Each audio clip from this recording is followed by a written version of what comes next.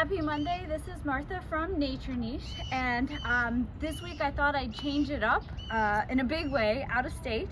I am at Audubon Park in New Orleans, Louisiana, and I want to talk to you today about southern live oak or coastal live oak.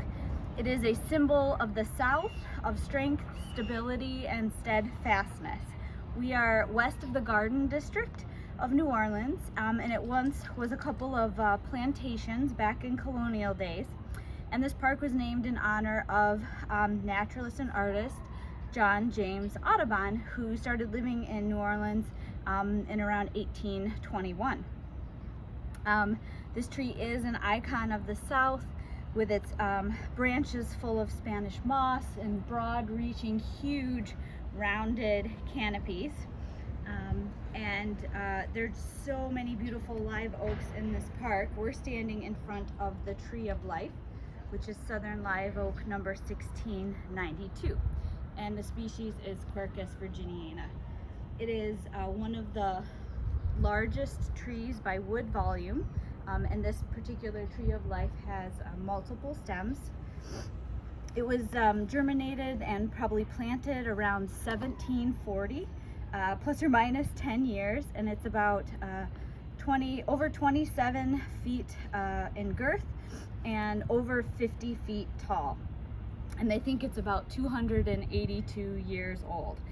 So this tree, along with the other live oaks in the park, survived Hurricane Katrina.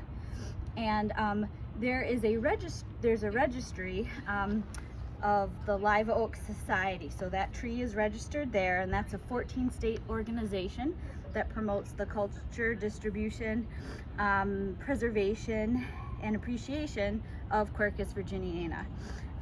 And trees greater than 8 feet in girth or greater can be registered there. This species, its native range is in the southeastern United States and northeastern Mexico, and it gets into zones 8 through 10. And it is native to the coastal plains and woods of Virginia down to southern Florida and into Texas. And you'll find it in maritime forests and in hammocks, which are dense hardwood forests in pine lands and elevated areas along coastal and inland marshes.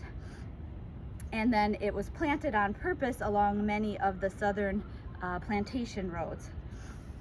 As far as size goes, this tree can get 40 to 80 feet high and 60 to 100 feet wide.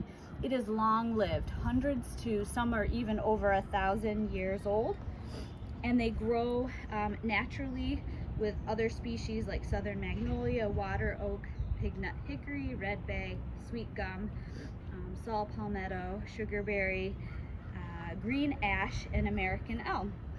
As far as culture goes, it likes full sun and mesic to wet soil conditions, as long as those soils are fairly well drained.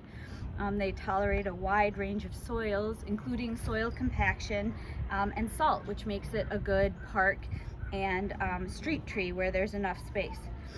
Once it's established, it's relatively drought tolerant. It is susceptible to oak wilt, and its thin bark, it will be top killed by fire, but it's really good at sprouting back after that disturbance. As far as identification goes, the leaves are leathery.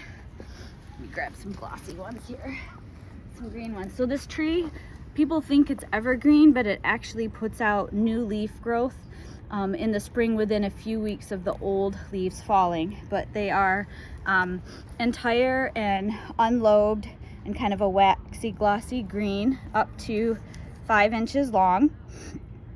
And the acorn is ellipsoid up to 1 inch long with a scaly cap. This oak is in the red oak group. Looks like the squirrels have made off with a lot of those.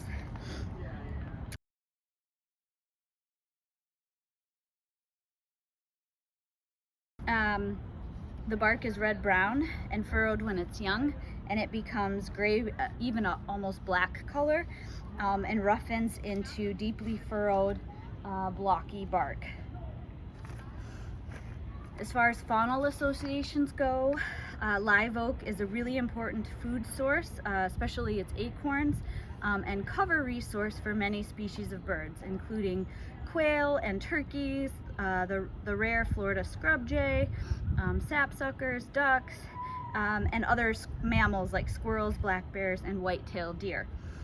It is the larval host plant for Horace's dusky wing, white M hairstreak, and northern hairstreak, and it provides important nesting cover for, again, that rare Florida scrub jay, hooded orioles, tropical parula, and the branches host nesting material, the mistletoe, ball moss, and Spanish moss that a lot of birds use to build their nests. As far as human uses go, the high density wood makes an excellent fuel.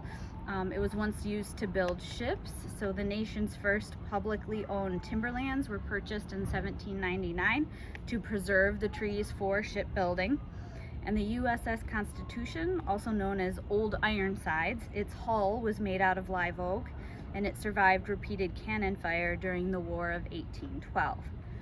The Native Americans made oil from the acorns, similar to olive oil, and they staked the young saplings into very exaggerated angles to help demarcate trail systems. So I've had such a good time walking around and looking at the beautiful live oaks, and I wanted to share that with you this week. Take care.